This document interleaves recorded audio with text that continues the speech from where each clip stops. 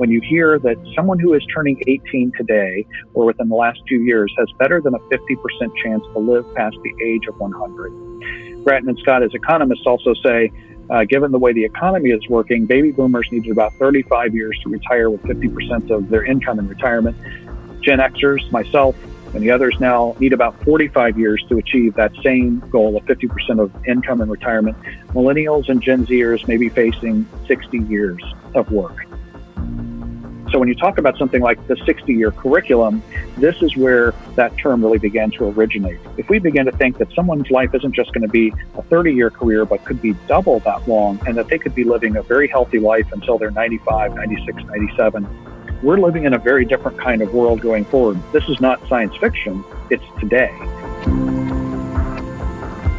When you look at a system that was designed to serve 5% of the population and now 32% are getting degrees, we may be closing in on the maximization of the system that was designed to serve about 5% of our population today. I know what it means to be that adult learner who has a son who's born while you're working full-time and trying to go to school full-time. I know what that experience is like. And even though I had a lot of privilege along the way that I fully acknowledge that others don't have, just understanding the dedication you have to put yourself through to be able to go back to school and do this while you have so many other important things in your life, that drives my passion. When you're a learner at University of Washington's Continuum College, you're taking part in one of the most aggressively innovative programs dedicated to bringing education to the non-traditional student. Their mission tells the story. By backing a range of programs for all education levels and generations, Continuum College brings together the best of a UW education. From degree programs to certificate programs for working adults, to UW Online, to the Osher Lifelong Learning Institute and beyond, Curriculum College Vice Provost Rovy Branon and his team are part of a dynamic shift in how we think about education well beyond the traditional student. This week, Rovy joins Howard Teibel to share the story of Continuum College and how their work is shaped by reevaluating how we learn all lifelong.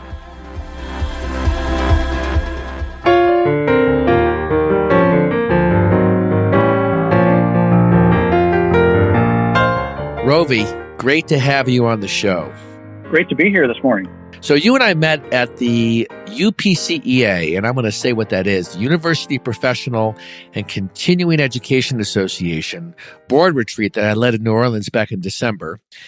And you're going to be inheriting the president position from Nelson Baker from Georgia Tech, who currently serves as the president of that association. At the University of Washington, you serve as the vice provost for Continuum College, overseeing UW's professional and continuing education programs. Tell us a little bit about Continuum College. The University of Washington has about 48,000 traditional graduate and undergraduate students on campus. Continuum College is now serving about 55,000 learners, and we use that term intentionally versus students because they're in all kinds of programs each year. And we have about 108 professional master's degree programs. Some of those are online, some are face-to-face. We have a couple of online undergraduate degree programs. And we have over 100 certificate programs. That really has become critical to many of the companies here who are in the tech industry or aerospace who have to retool their employees on a regular basis.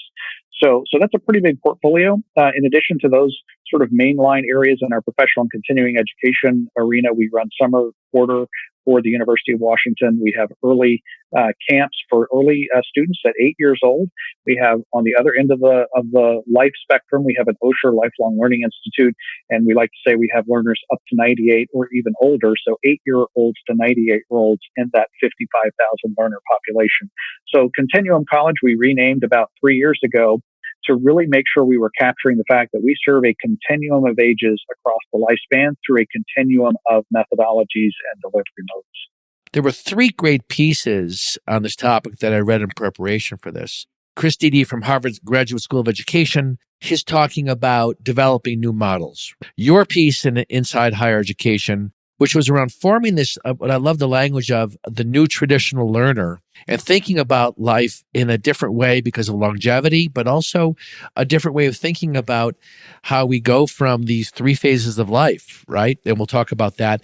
And then the New York Times picking this up and looking at how we serve future generations of learners over a 6-decade window. There is clearly momentum in this conversation. What would you say is different today from 3 years ago in this move to explore this new traditional learner?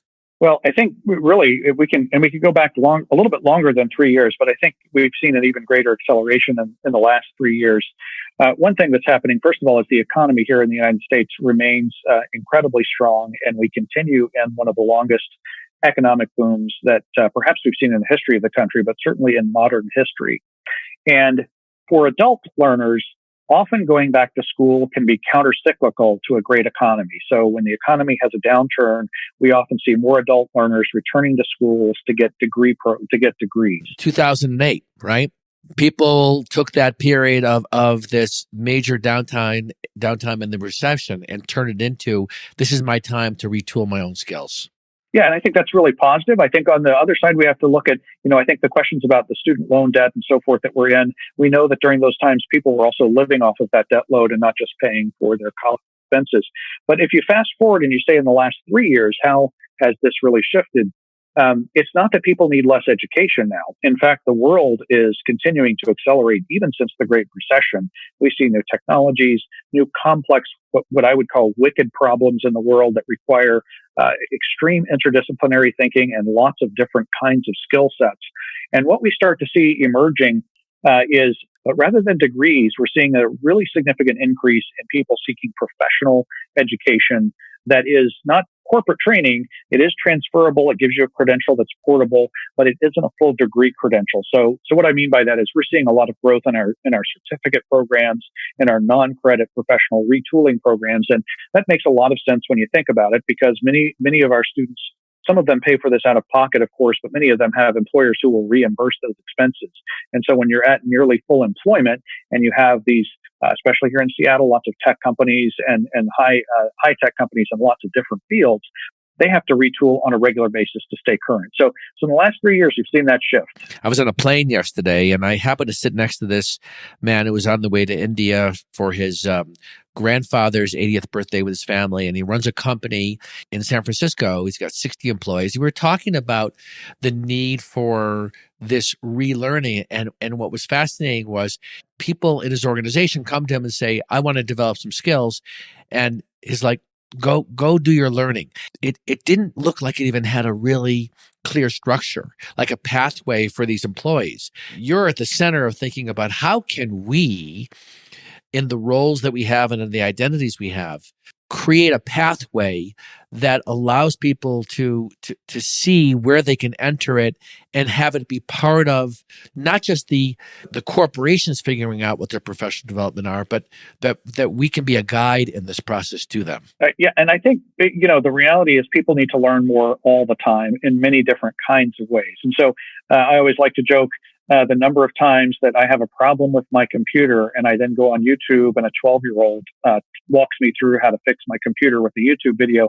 That's also in all of its forms and in much more sophisticated ways than that. People are using the internet and all the available informal tools that are out there. But I think institutions also have to understand that at times people do need different kinds of formal education across their lifespans, and people need to dip in and out of that formal education in addition to the constant learning they're doing on the job and through other mechanisms. And to date, we do a good job of this at places like Continuum College, and some universities have robust programs in these areas, but often they sit in a gray area in terms of formal education and formal instruction. And so meeting the needs of learners in this really rapidly changing environment, in addition to over perhaps longer lifespans, is going to require a different way of thinking about higher education.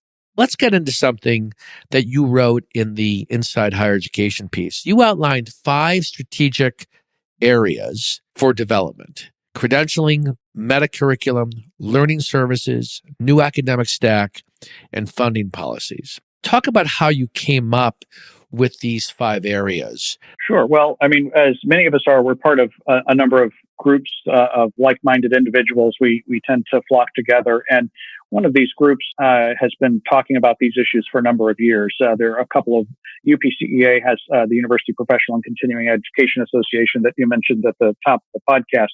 One of those places where these conversations have been going on. We all see this environment that you just described and that we've been talking about, the shifting world. And so the question is, for those of us, especially in continuing education units that often see the edge of this faster than maybe our institutions do, how do we begin to put a framework around this to say what's really happening and look at the broader picture? And I credit my colleagues, the now retired Dean Hunt Lambert at Harvard University, as well as Gary Matkin at UC Irvine, two great partners, thought partners in this. There are certainly many others who've been participating in thinking about this and working on it. So that article came a little bit out of some of those conversations. And so there are a couple of factors here that I think are really critical for people to think about. I've been recommending to everyone in higher education, and the book is a couple of years old now, but to buy The 100-Year Life, Living and Working in an Age of Longevity by Gratton and Scott. They are two London School of Economics professors, and they use a lot of data to show, and they say they're not experts in longevity, but they show the implications of what happens with longevity. And one of the interesting phrases, and I say this whenever I give a talk, and I always see anxiety on the faces of many parents in the room, especially when you hear that someone who is turning 18 today or within the last 2 years has better than a 50% chance to live past the age of 100. Gratton and Scott, as economists, also say, given the way the economy is working, baby boomers needed about 35 years to retire with 50% of their income in retirement. Gen Xers, myself, many others now need about 45 years to achieve that same goal of 50% of income in retirement. Millennials and Gen Zers may be facing 60 years of work. And so when you talk about something like the 60-year curriculum, this is where that term really began to originate, right? A framework for how we begin to say, what is it that institutions are going to do, especially parts of institutions like us that really do have a large workforce support role in what we're doing? If we begin to think that someone's life isn't just going to be a 30-year career, but could be double that long, and that they could be living a very healthy life until they're 95, 96, 97, we're living in a very different kind of world going forward. This is not science fiction. It's today. These are today's 18-year-olds. The youth on our campuses are already living this. They may not see this quite yet, but it is starting to happen. You layer on top of that the speed of technological change. 10, 12 years ago, the iPhone did not exist, and it is almost impossible to imagine our world today without smartphones and digital technologies on the fly. It's hard for me, and I'm a futurist, to think 10 years into the future and really have any sense of trend line accuracy given how much has changed in the last 10 years. You then expand that to a 60-year working career, and you look at the depth of retooling. It's not just skills within a job. It's going to be having to retool for new and different kinds of jobs as the environment changes. And we could talk about, everybody talks about AI and all the other things in the environment that are shifting jobs. The bigger picture, and I'll end with this, and this is what really set the framework for saying, what should institutions be thinking about, is that, in the United States, about 30 to 32% of people have a bachelor's degree today. And people are often surprised by that. If they are college educated, they think just about everybody that has a college education. But if you have a college education, you often end up in neighborhoods of people with similar credentials and working in places with people of similar credentials. Globally, that number is only about 5%. And you think about the wicked problems and the wicked challenges of society, and it's going to be hard to fix some of these issues with 5% of the population having the education that they need. So this larger frame, societal, the longevity trend, and the shifts in technology, and we began to say, how do institutions begin to prepare for educating people at different times throughout their lives? And that's where the concept of the 60-year curriculum came from. And then we've been working to break that out into some functional, workable areas that we can actually move forward on. Yeah, this first one is something that many people are from. This language has been out there. So much of this is about, you talk about new nomenclature, a way of having this be part of our culture, and credentialing and badges. These are often on the periphery, but it's becoming more central to say we need to figure out how to bring that into our institutions. And, you wrote in your piece here, we see the edge of change occurring first in the non-degree space. For example, the non-credit career offerings at UW grew by 11% in 2017-18 to include more than 5,000 learners. We talked about momentum. There's momentum and then there's commitment. And how do you get your institution if you don't have a continuum college, to shift into beginning to think about bringing commitment to this conversation as a genuine area that we're going to invest in. The dilemma that most institutions have, they're fundamentally a machine. They're an enrollment machine around a traditional model, which is and it's got a certain budgetary component, and it lives in that annual cycle. In a sense, what we're talking about here is breaking that, but breaking it while the existing model exists. And this, to me, is the fundamental challenge to have people take this seriously and to bring some urgency around this. There's a lot wrapped up in that possibility. I think, whenever you're making a change at any institution, as you know, it's very difficult work to begin to forge ahead and begin to change not just practices, but also cultures and attitudes toward the way that people think about this. If I'm at an institution, I think you start with the values. What is it that we value at institution X, and why is that important to us? Here at the University of Washington, we are an elite research university, but we are an elite public research university. And so we take that mission very, very seriously. And thankfully, for our unit over the decades, people have said that also includes different forms of dissemination other than our traditional classrooms. We're generating knowledge. We're disseminating it in traditional ways. Now, this is at a traditional research university, right? There are many universities that are primarily teaching institutions that are out there in many different areas. And so they have a different value proposition. And many of them already might say, well, that's we function to provide access already. That may be our primary role. But many of them are still modeled from an accreditation and credentialing perspective in the same way that the rest of the institutions are. Some of that I think is good. We need to have some ability to understand the translational components between degrees at different kinds of institutions. That's still a challenge for us, but at least we generally say, okay, a degree in this is a marker of some level of competence. But I think as leaders, if you begin to look at your institution, I think you mentioned earlier the demographic cliff that's coming. I think if you do your own sort of strategic analysis and say, for us, given the region that you might be in, given the types of students that you're known for serving, start with your alumni networks.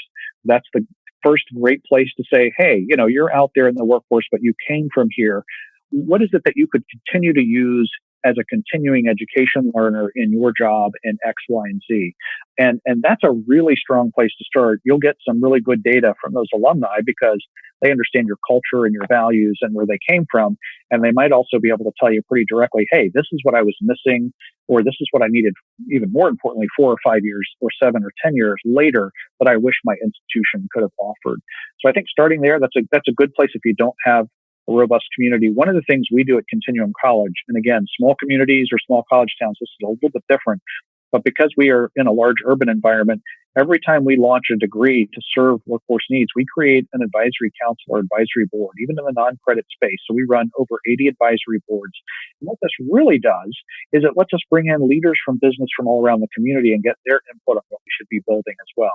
So talk to alumni, begin to understand values, then begin to talk to the community. And especially if you're thinking about workforce, talk to the business leaders in the community. Where are the overall gaps?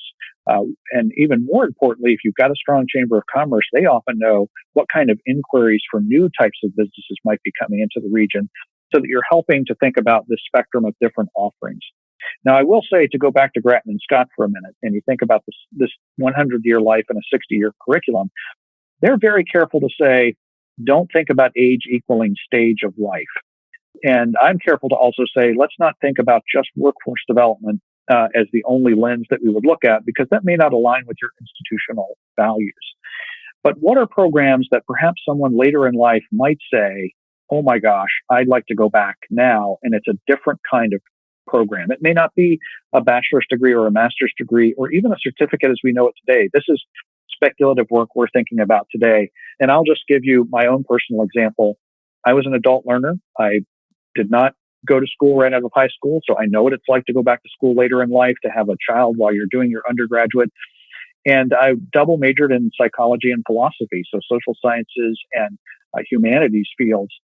If we talk about adults today, we often talk about them only wanting really instrumental degrees in workforce programs.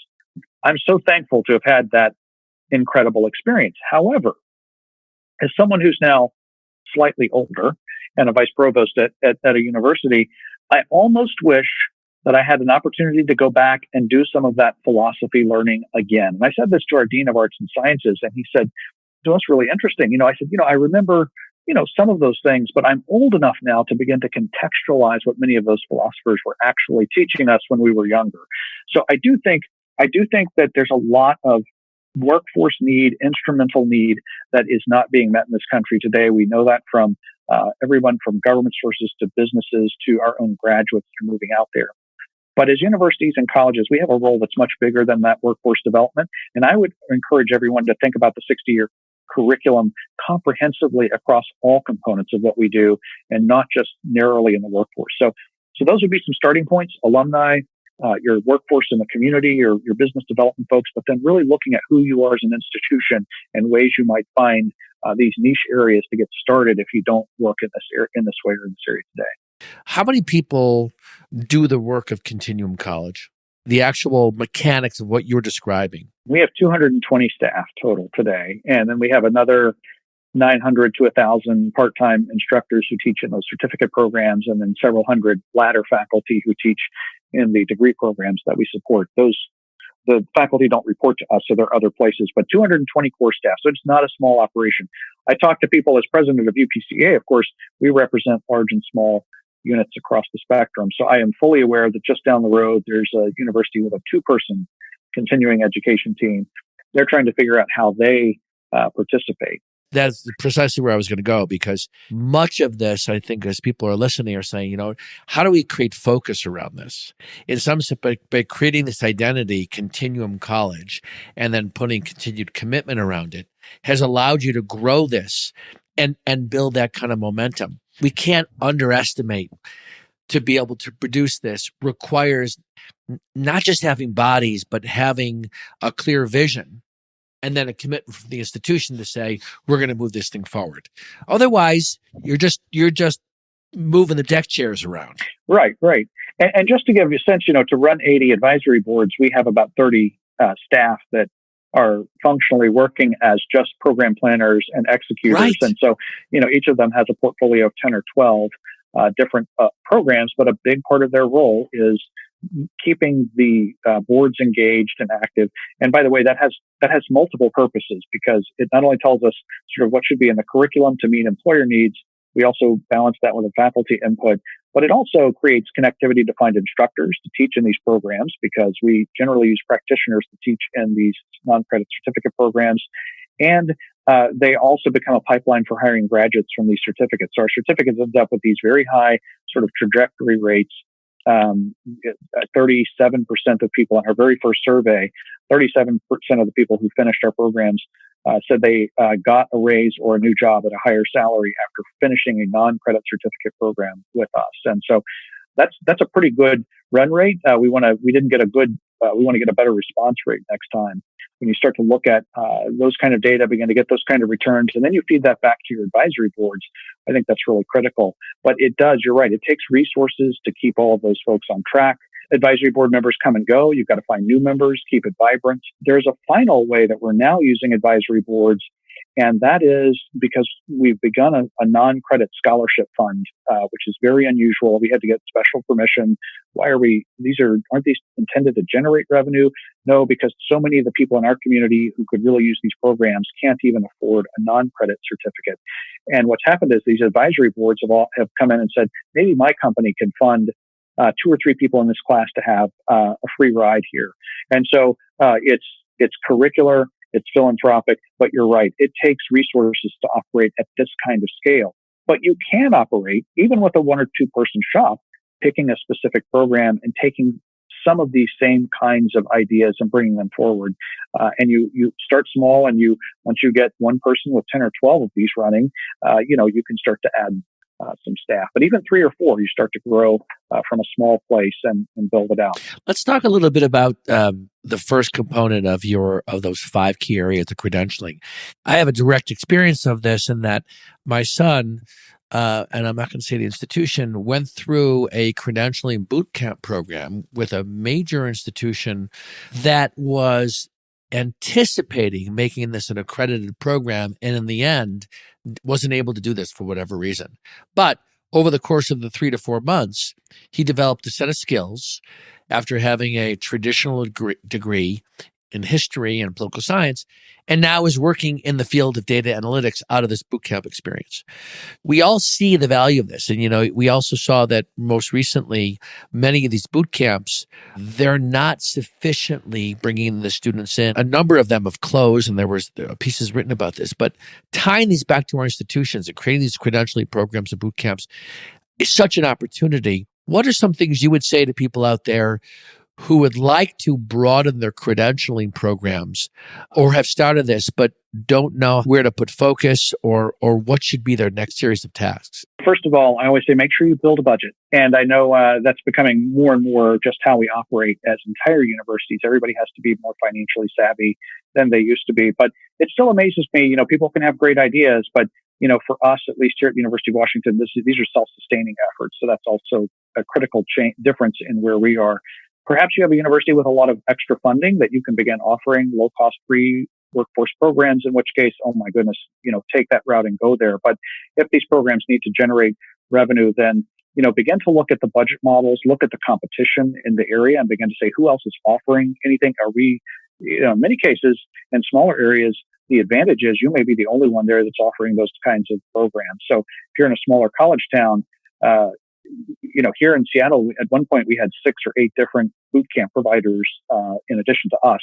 That has, as you said, has begun to thin out a little bit. Ours still remain very strong. In part, that brand and the connectivity back to the university drives, I think, that brand loyalty. But if you're, that's something to look at as well. That's a really good next step to say, what is our competition in that space? Who might we work with? Many of these boot camps are often developed by third parties, and we do this here at the University of Washington, and we have partnered with a third party to run these boot camps versus, even though I have a 30-person program development staff, they're running a portfolio of, all in 450 different kinds of programs. So sometimes developing something new is tricky.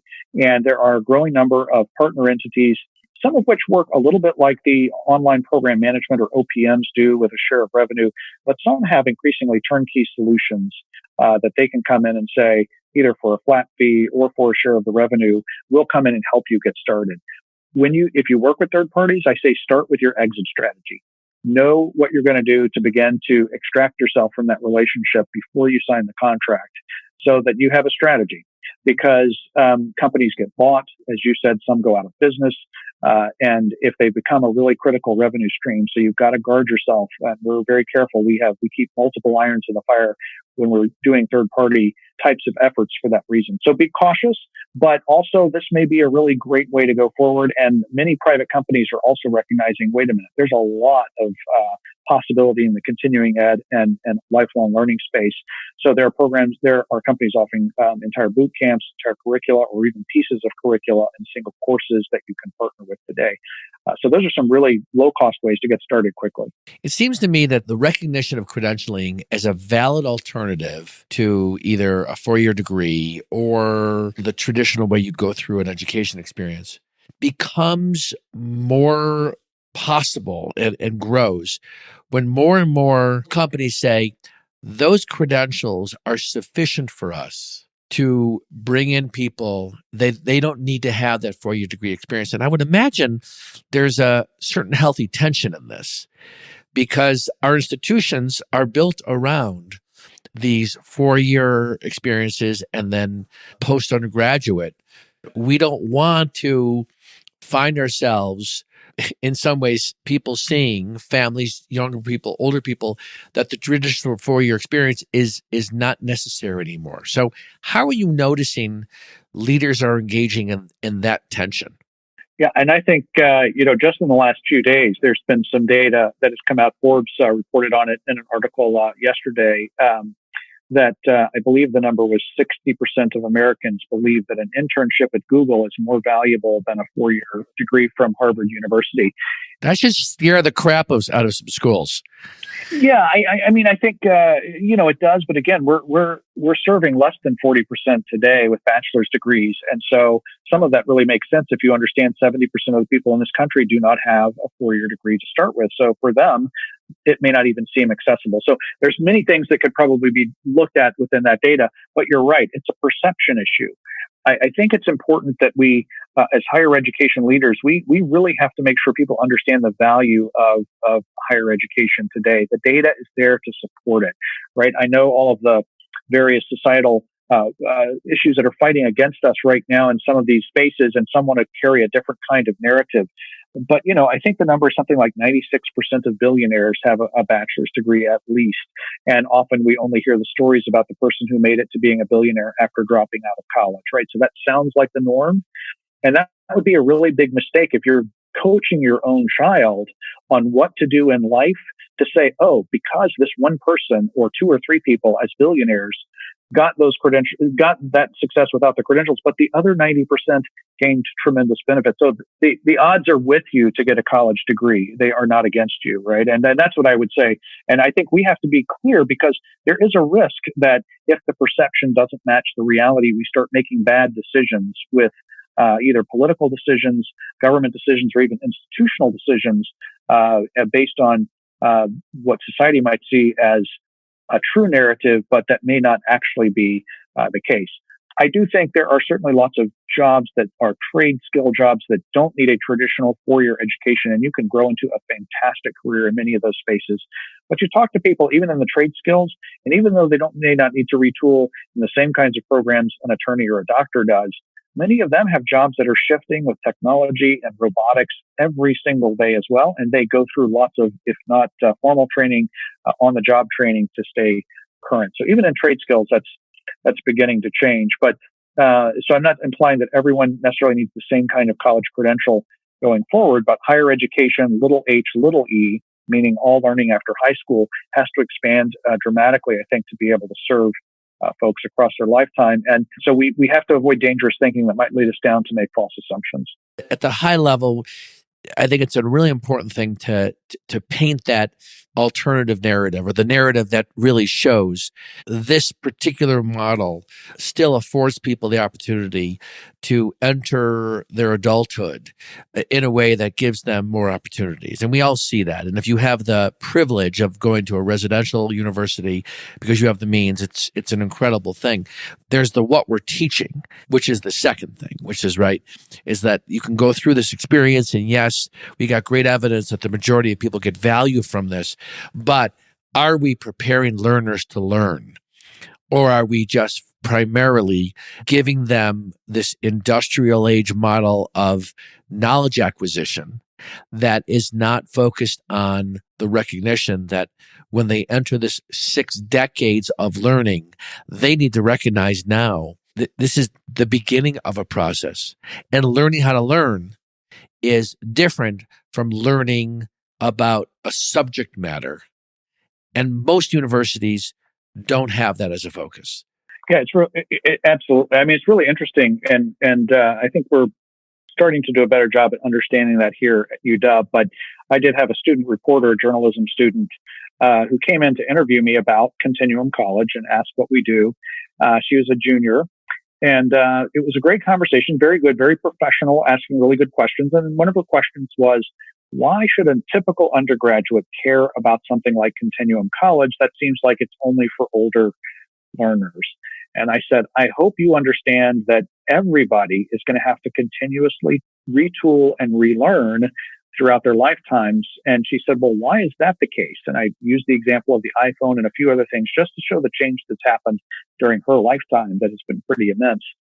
And for a moment, the veil dropped between sort of administrator and reporter, and it was mentor and student, because she just said, I'm already in debt. I can hardly get through my junior year.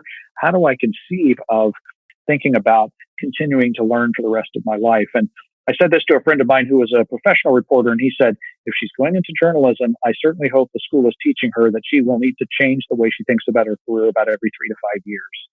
So I still am concerned we're not doing what you say and preparing students to understand that that's the world they're moving into. But I think when you ask millennials, and in fact, this was part of some of that research that just came out, many of them understand this is essential, and it's the number one or number two thing they are asking of employers before they accept the job. How are you going to develop me, and what's training? And so that is rising above even dollars for some millennials who get this. So I think they are inherently getting it, but I think it's time for us at institutions to also understand what some of our learners are beginning to understand, and make sure And in fact, I just talked to our career services folks who do a lot of freshman orientation. I said, are you conveying to the message, this is the start of your learning journey, not the end in 4 years? And they said, oh my gosh, we really need to start doing that. We need to start including that this will be the beginning of your learning journey for a very long life of learning that goes with you through your career. And so we're starting to have early conversations about how we change the nature of that engagement over time here. But you're right. I think we're not yet setting that expectation, even with our traditional learners, to be ready for this future environment they're moving into. What do you see as in your world as some emerging challenges that, as you look out in the next year, that you see we need to start we're ready to start tackling this? Well, I think, and I've had, and just in the last day, I've been on the phone or on Zoom, as we now say, with folks from the Department of Education, and I've been there a couple of times this year. I would say, in one of the 5 key areas that I talk about in the article that you have referenced is digital credentialing being an essential component to make this work.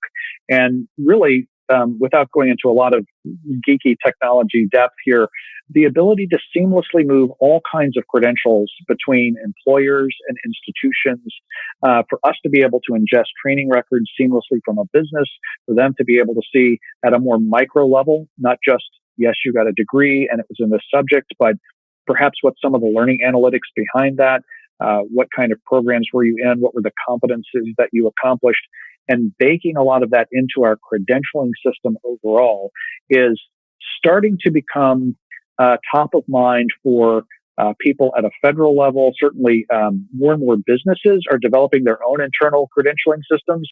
Several big retailers with several 100,000 employees now have these badging systems internally, and they say, gosh, they're open. We could connect to you if you had a digital credentialing system. That's going to be critical. This is the new academic stack section, right? Where you're talking about the traditional looking ways of looking at CRM and how we start to map the learner activities they're going through and tracking that and tying that to university activities. In a sense, we're creating the narrative for those students as they go through the experience, but then into the future. Yeah, we separate digital credentialing and the overall stack of technologies too, even though they could be a subset. I think you're absolutely right. And yeah, I mean, if you think about the fact that we have technology stacks, and so we call it the new academic technology stack or the new academic stack of technologies.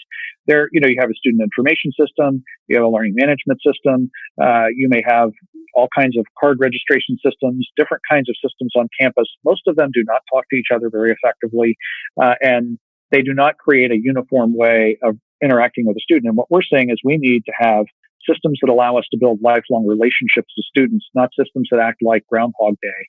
So take a degree from us now. You want to come back for a graduate degree? Great. Apply all over again as if we've never seen you before, and we start learning about you again. And the credentialing comes into that because having the digital systems to be able to move credentialing around to different institutions, to employers, even the learner themselves really owning those credentials, which is a different topic altogether. Part of that academic stack, because that's a new set of technologies we've never thought about.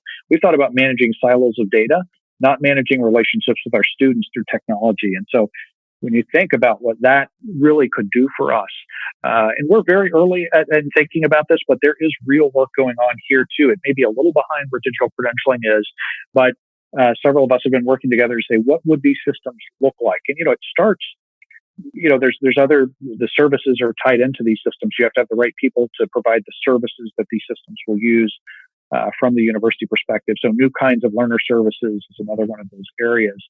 But if you think, for example, about we have enrollment coaches now, not really advisors. This is a subset of advising. This is sort of pre-advising. And those advisors only do their job. They create a really personal connection with a student. Even if when they call back, they get a different person because they're being tracked through a CRM, customer relations management software. And so you can make it feel deeply personal, even though we're getting to scale at the same time. And that's really our goal. How do we achieve bigger scale and even better personalization simultaneously, not trade one off for the other? We're going to need a new academic stack. We're going to need new forms of services to meet that kind of demand. And I think we're also going to need certainly digital credentialing at a minimum. But digital credentialing is out in the forefront right now. I think there's a lot of work going on in that space. And you tying it back to how you started this section, when you talked to the Department of Education, having this data in a way that we can share back where we're going is going to create more credibility for what you're trying to produce. So this data is key for those stakeholders or those potential future customers that we want to have as partners, that we have this data in one place or in a way that we can get access to it in a meaningful way. And you're sort of begging the next question that everybody listening to this podcast is probably thinking, which is, what about FERPA? Right. What about regulation? What about policy? And that's one of the 5 areas is policy and funding has to be thought through, because moving data like that, and the Department of Education is very aware of this, right? There are pretty strict limitations on what we can do with student data today. And so people are thinking about either workarounds, or the department's even saying, we recognize this is a very old set of standards. Some things we still want to make sure apply and are protected. We want to make sure the core of what it stands for remains in terms of the privacy of the student's data. On the other hand, we have a world that's emerging where sharing data is becoming the way that the world operates, and especially sharing data in seamless and frictionless ways. And so I think there's a really big conversation. That's not the only policy issue, but you're touching on the 5th component here, which is really that all of these have big policy implications. If we think about a 60-year curriculum, perhaps a 6-year graduation rate is a terrible metric. Maybe a 10-year graduation rate is the right metric for not the 30% we serve today, but the next 20 or 30% who need to live their lives in a different way. So there's measurements that we hold ourselves accountable to today. There's ways that we fund this. As I mentioned, the young lady who's the reporter, I'm already in debt. We have 1.5 trillion in student debt in this country. How do we fund this over a lifetime? It's a new compact that we don't have yet between business, government, institutions, and the learner. It's going to be different than the compact we had in the 1950s, which was largely based around a very small demographic of people, large numbers in terms of what was being served prior to the 1950s and the GI Bill, but still a very limited demographic. People don't realize, we are in a really successful system of higher education. I like to say that because people think higher ed is broken. It's not broken. When you look at a system that was designed to serve 5% of the population and now 32% are getting degrees, we may be closing in on the maximization of the system that was designed to serve about 5% of our population today. So it's really going to be incumbent on us to keep stretching and testing new boundaries across these areas. But we have to do that with a recognition that we have laws we have to follow. We have reporting regulations. We have to respect and adhere to laws around privacy for student data. The groups that we're working with are going a step beyond FERPA and saying, really, we need to put the student and the student's privacy at the center of the data stream. And really say that even as institutions, and maybe especially as institutions, we should lead the way in showing students what it means when organizations and corporations have ethical and consented use of their data. This ties into the digital credentialing conversation, the new academic stack. How do you think about this when you say, we, just like credit card companies, we sort of assume once we have that student data, it's okay for us to keep using it in lots of different ways. We're positing, what if we have to check in with the student and say, hey, can we really use your data in these ways? And so that's going to be that's another interesting policy conversation, not just for higher ed, obviously. This is going on in lots of different ways. Who owns your data is a big conversation, but it really is acutely felt when we start talking about these issues and policy issues. So, but I would start with FERPA because we know everybody's going to think about FERPA, and it is a known issue. There are conversations going on about what do policies need to look like that effectively protect student privacy, but acknowledge we're in a different era today. So much to consider, and it's so clear, Rovy, that you bring not just a knowledge set, but a passion for this work. Oh yeah, I mean it's my life's passion. Say more about that. What about this, if you look underneath the surface a little bit, gets you excited? As I said earlier, I'm an adult learner, right? So when I was in high school, I had a high school counselor that sat across the desk from me and said, Rovy, you're a junior. Your grades are not good. You're really not college material. And you should think about shop class or auto mechanics. And so I didn't take shop or auto mechanics because not that mechanically inclined, but I did start my own business out of high school, and I played in a heavy metal rock band. Fortunately, my business was pretty successful. The band was a little less successful, but we did have a few years run there where we had a lot of fun and got on the radio. But I managed the band at night and was running this business until I was about 24. Then you hit a recession and you realize that it's not as fun to run your own business when a recession occurs. You have to think differently. And so it was a moment where I said, let's put this company on pause, and perhaps I should start to look at going back to school. But here's what happened. It was a trick. It was a non-credit program in audio engineering that got me to go back to school at the end of the day. A community college in Charlotte, Central Piedmont Community College, offered a vaunted program in audio engineering, and all the bands knew about it because they had a great 16-track studio. This is obviously many, many years ago. And you would get free studio time for your $25 a credit hour or $10 a credit hour charge. And you get 8 to 12 hours of studio time. What they didn't tell you is you had to get through 2 courses of engineering before you got your free studio time.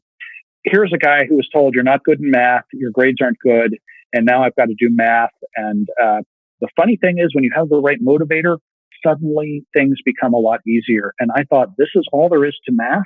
And then a year later, I enrolled in regular college courses, and I was kind of off to the races through my PhD and what I call my ongoing lifelong learning with my connected network. So, but I know what it means to be that adult learner who has a son who's born while you're working full time and trying to go to school full time. I know what that experience is like. And even though I had a lot of privilege along the way that I fully acknowledge that others don't have, just understanding the dedication you have to put yourself through to be able to go back to school and do this while you have so many other important things in your life, that drives my passion. That's just who I am. It's been a lot of twists and turns to sort of get where I am today along that journey. But as I look back, it really does make a lot of sense in terms of the progression. Thank you for doing this work, because I think about friends and family who have young people. I think what you're doing is having a direct impact on what's going to be possible for them in the future. I can't tell you how much I appreciate that there are people out there like you that are so dedicated, and you're in an environment where you have the support to do this, and you have the support to actually go even faster.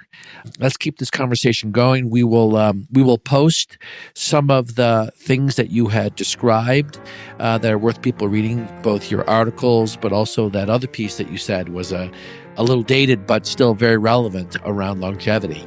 And let's do this again. Sure, I'd love to. So thank you so much for being on the show, and we will definitely keep in touch. Thank you, Howard, for your support. It's always great to get the word out. Excellent.